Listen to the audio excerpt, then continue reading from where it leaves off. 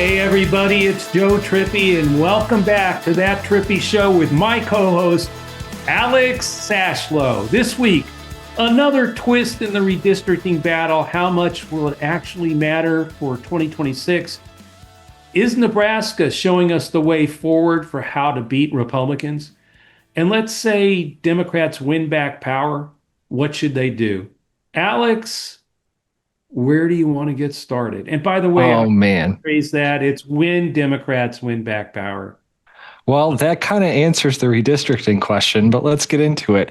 Hey, and for our listeners, quick programming note, both Joe and I are going to be on the road quite a bit the next couple of weeks, maybe a couple shorter shows. We do have a fun couple of guests lined up at the, I think, end of this month after Memorial Day, but with everything going on, we still wanted to get a show out, get our reaction to the latest news and make sure we're still plugged in. So let's get to it, part brother. Of that, it's Alex is headed to Alabama for election night, guys. That's part as of now, and I have to say that every time we talk about the election, as of now, it's still happening. But we don't know. Yeah, who knows? But we'll get into that. But obviously, we'll be doing a show post that for sure. Yeah. About what goes on. But anyway, Alex, get back to what you this is the whole, actually, we should start. I mean, like I just read 42,000 votes have already been cast in Louisiana, and now they've suspended the election.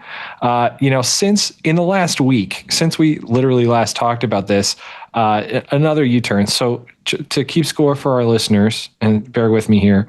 So Louisiana got thrown out. We did a show about that. Alabama is currently attempting to redistrict very quickly. South Carolina is trying to get rid of Jim Clyburn's seat. Virginia's map is on ice. They're going to obviously appeal to the Supreme Court, but with this court, who the hell knows?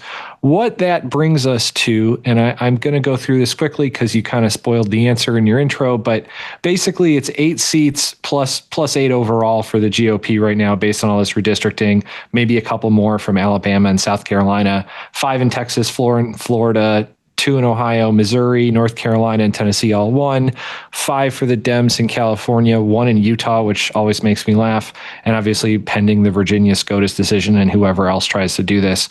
So all that said, right now the map is 8 seats friendlier to Republicans in the House. Joe, how much is it going to matter, man? I don't think anywhere near as much as as the Republicans think that they're going to gain out of this. I mean, look at Texas. We've already had, and we've talked about this a couple times on previous shows, literally of the 5 districts, they're counting those plus 5 Republican districts as part of that. As Republican wins, which I don't buy. Part of that 8-seat advantage from their redistricting.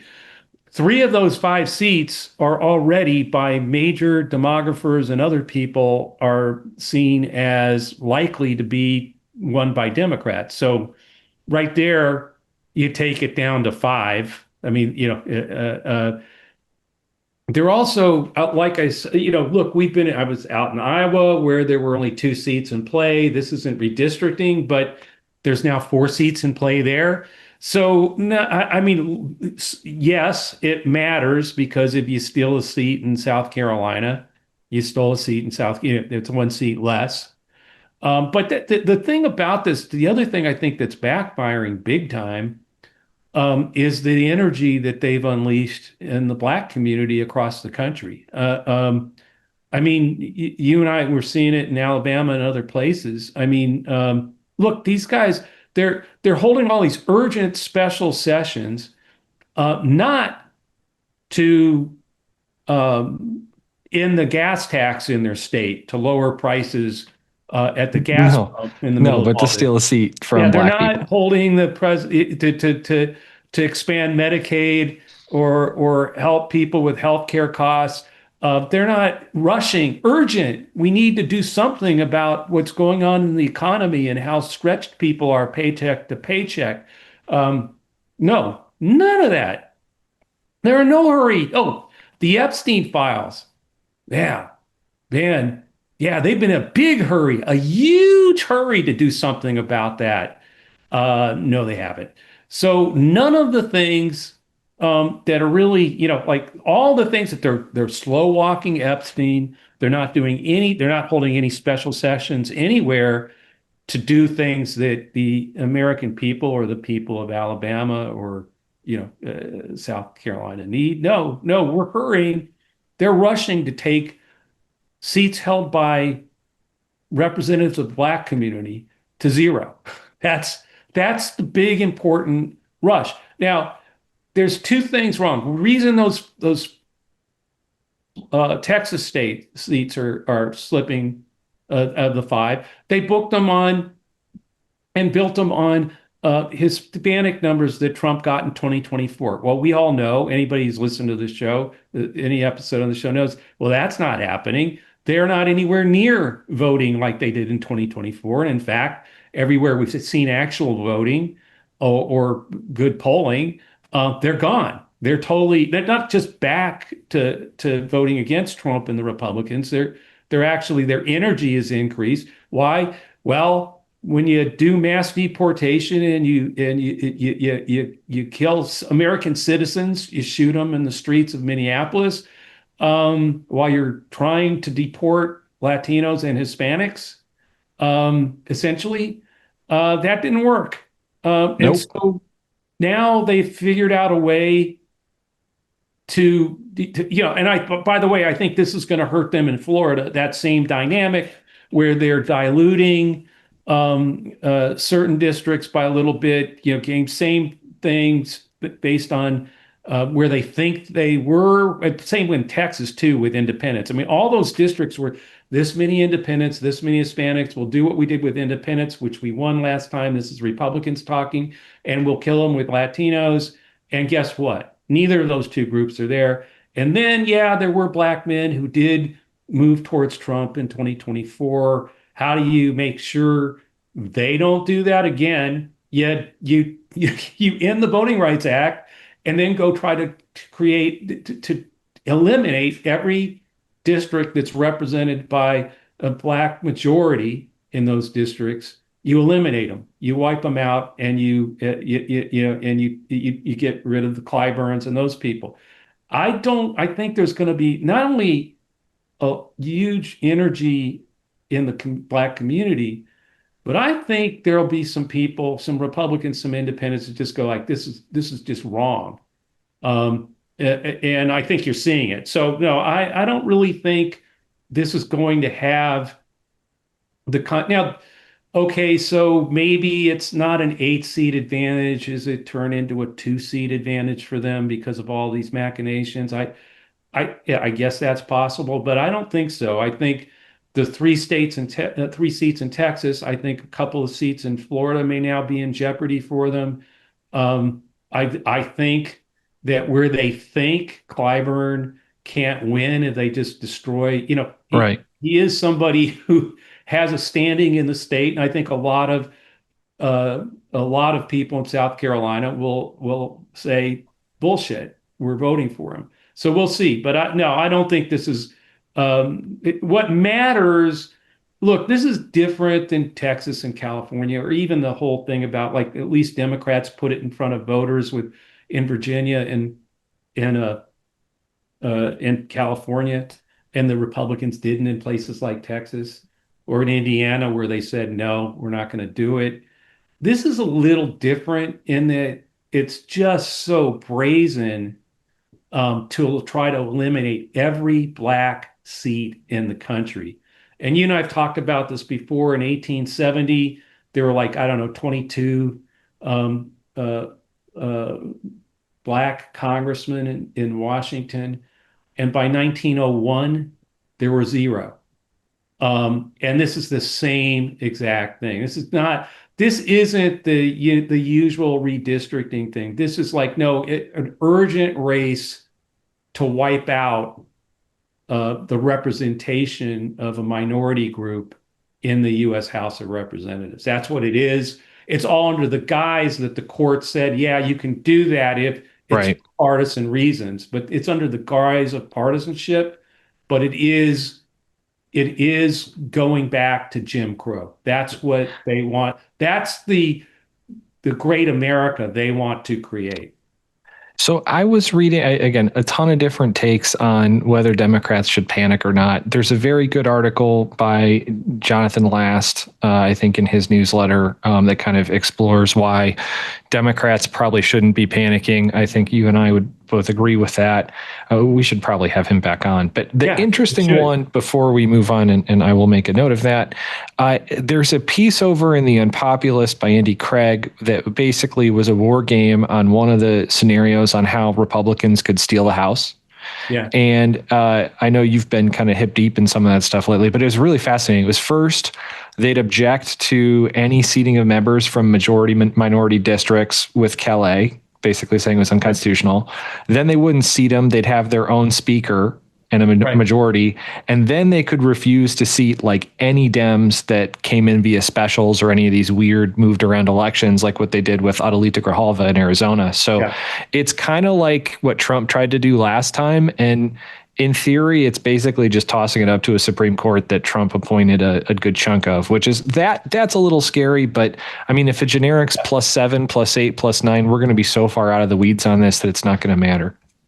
Well, look, I one think that stand by that I don't believe my view that the redistricting is much to worry about. It's got to be fought.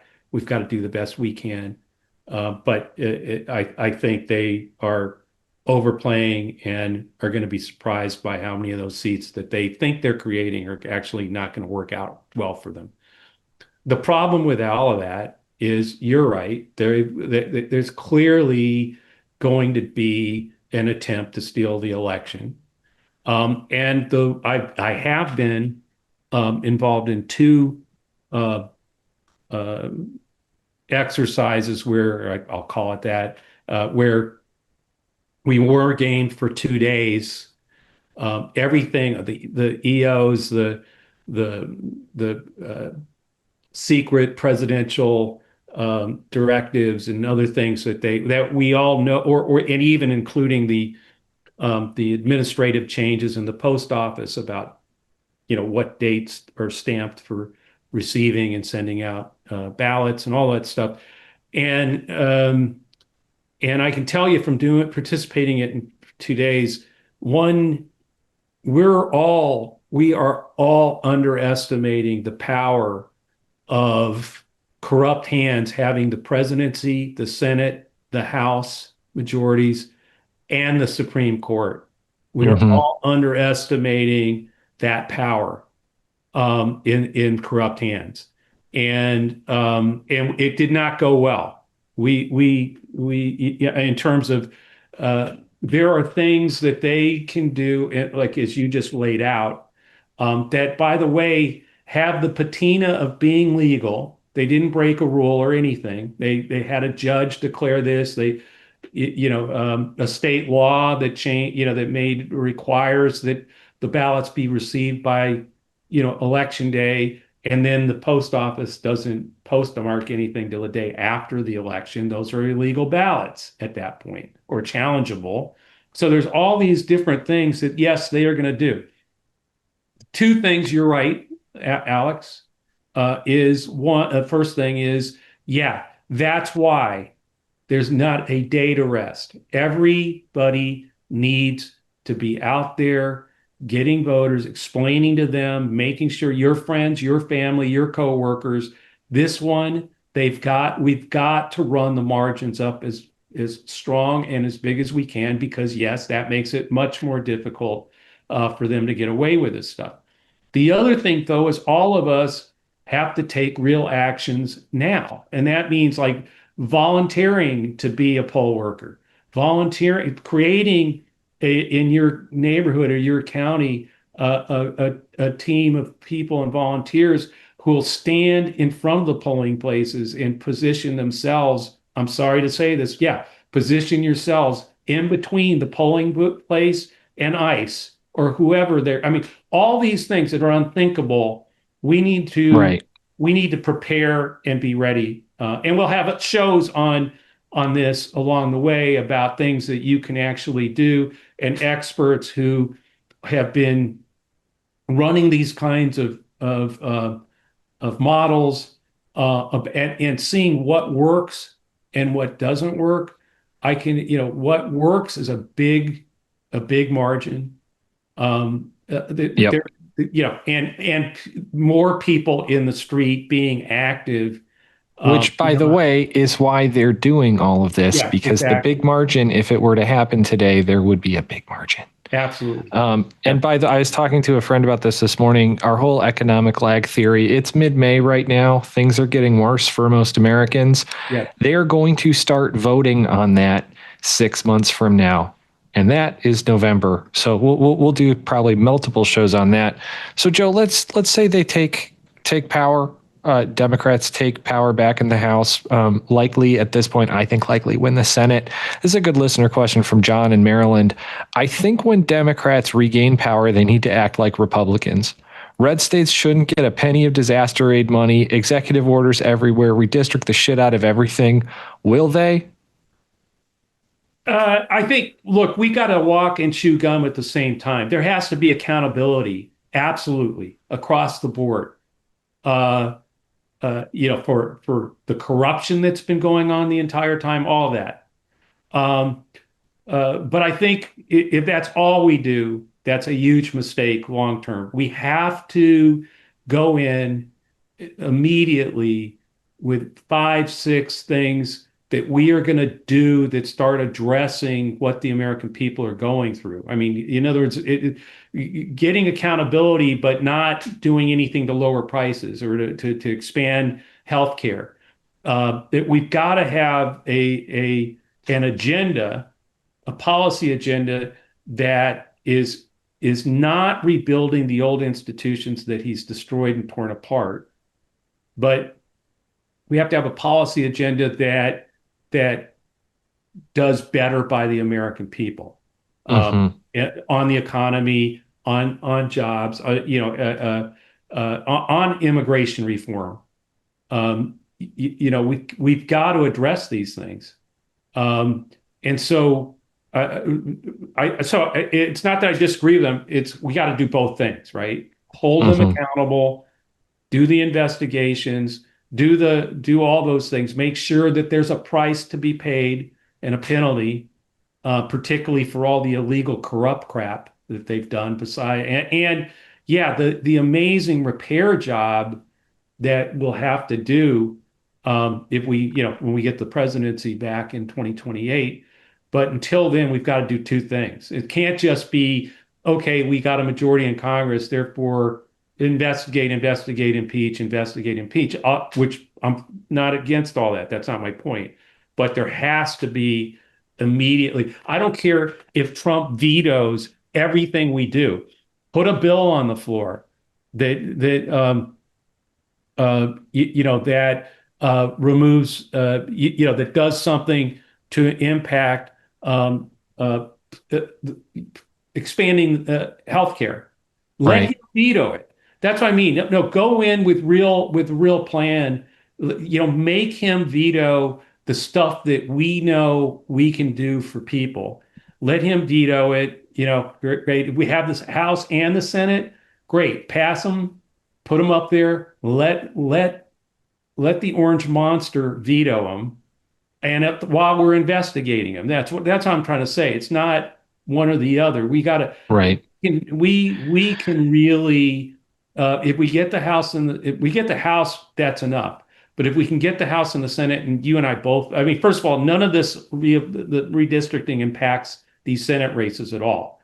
And so, if anything, actually, it may help because there are going to be a lot of people who either can't win a House seat, who are like, I got to make my voice heard, work like hell to win a seat. We actually see that everywhere. Yeah. I think we see it. You and I have been involved in a lot of races where it's like, this is the only shot that they have. Do not underestimate that. I mean, actually, and Trump saw it with surges in places like California and New York. It can work the other way Yeah. too over the years.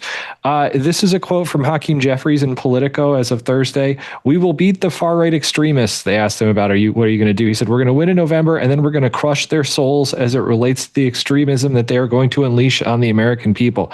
We'll see. I think I agree with you on the big things, big swings we got to take. My advice would be, do not have faith in institutions to save us, even when you're in Right. control of the institution. I think Democrats have Yeah. historically No. leaned a little too hard on that, but Yeah. No. He's going to have the court.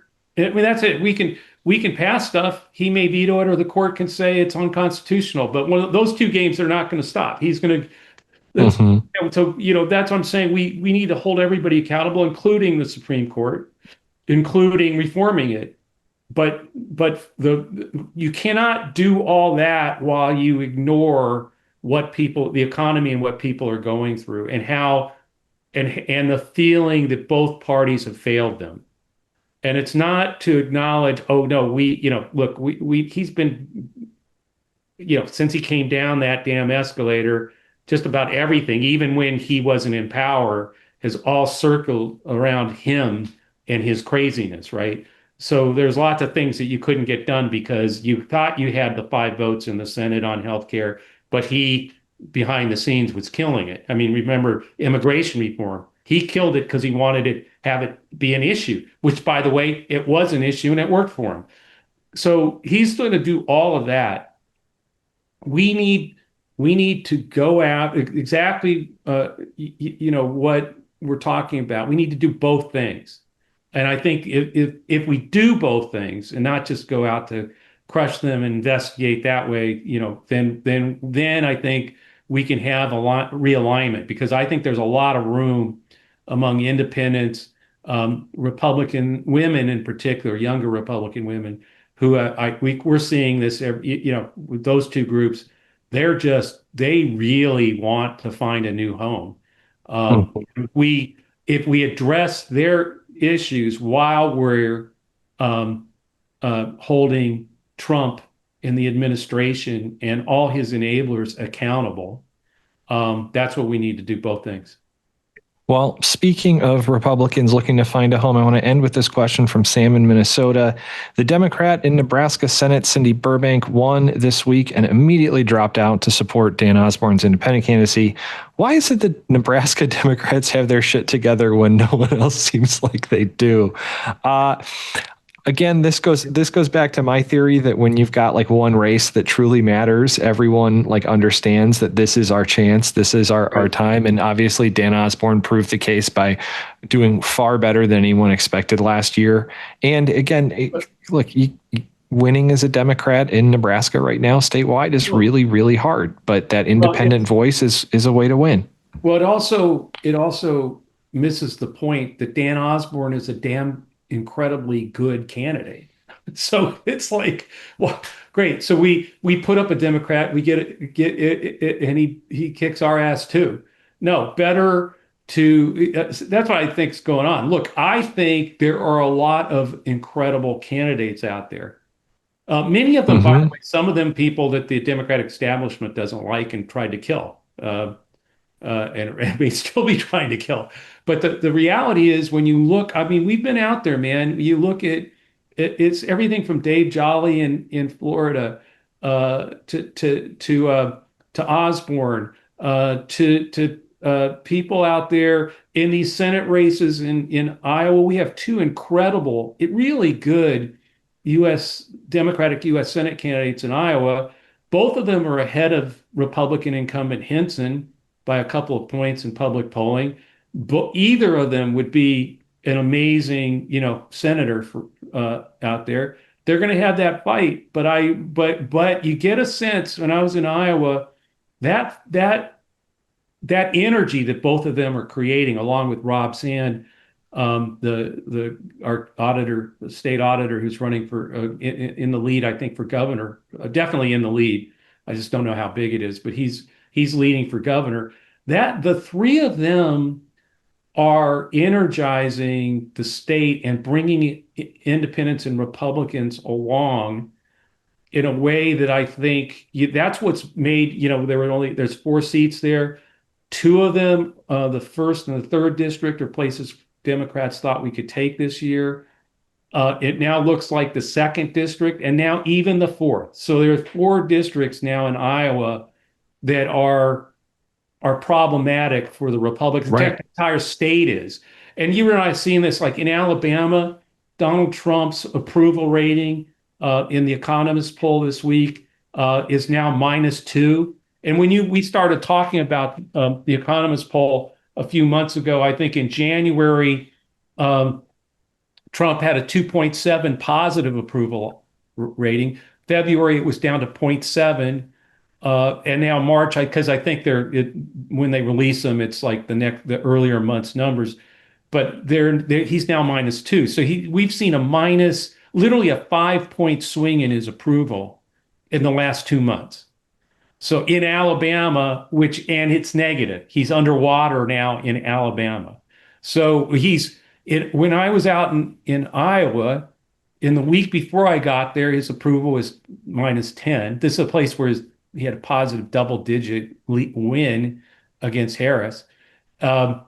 It was 10 the week before I got there. They released that month's numbers. He was -12. And I think in the numbers I saw yesterday, he was -14. So this is all happening. I mean, it's accelerating. And that's why I don't think they can't redistrict fast enough to catch up to the acceleration of his collapse. With everybody, double haters, independents, younger Republican women, Latinos, and now you've energized the Black community. I just think they keep digging. They keep digging. There's no reason to panic. The one thing that I'll start really sounding the alarm on is don't rest on your vote. Just don't think, oh man, I'm going to vote on this. I mailed in my ballot. It's all great. I've done my thing. No, every single one of us has to be active, has to get other people to vote, has to be volunteers. Trust me, they're doing this. They're going to have, people, MAGA folks, volunteering all over the place to work the polling places. We need to be there, and we need to monitor, and we need to literally be volunteers in the polling places to make sure the people are coming in are getting their ballots, and then we need to protect those ballots. There's lots of organizations out there, some dealing with the legal ramifications, and we'll be fighting all this in court. Get behind some of these groups, help them out. The next No Kings rally, be there, get more people there. We need to make this election day in November, the biggest No Kings rally anywhere ever on one day. Trippi, that is just about all the time we've got today. I know we said we'd go short, but we blew through this one. Yeah, well, thank you, Alex. And thanks everyone for listening to or watching That Trippi Show. Make sure to join us at sez.us. It's a civil social network for real people, not bots or algorithms. And with the AI deepfakes and everything else that's coming online, which is other things that we need to worry about in this election, it's at least a place where it's real people and it's all of us building the tools to win in November. There's going to be some news, I think, about other ways to help along those lines. This podcast will always be free and is part of Lincoln Square, so check out the latest at lincolnsquare.media. Also, if you're listening to this episode on YouTube, please like and subscribe to get alerts when we post the next episode. You can always send us a question to thattrippishow@gmail.com or leave us a question and a review on iTunes. Alex got to a couple of them today. We're going to try to get out more. And also, we're going to start doing both shows with some of the candidates that we think are, people need to think about and get behind, as well as with some of the folks that have been modeling what Trump and the administration is likely to do on Election Day and how you can help fight that. See you next week.